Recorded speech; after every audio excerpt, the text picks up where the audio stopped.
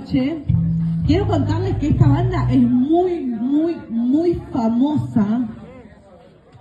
Sobre todo en Londres, cuando uno sube al metro, la nombran siempre. Siempre. Yo cuando estuve dije, no me lo puedo creer que los chicos se conozcan hasta aquí.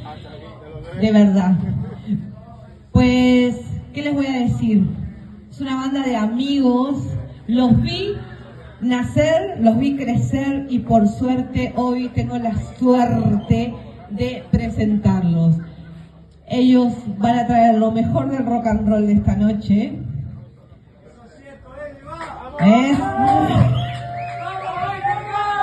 Y se llaman Mind the Gap.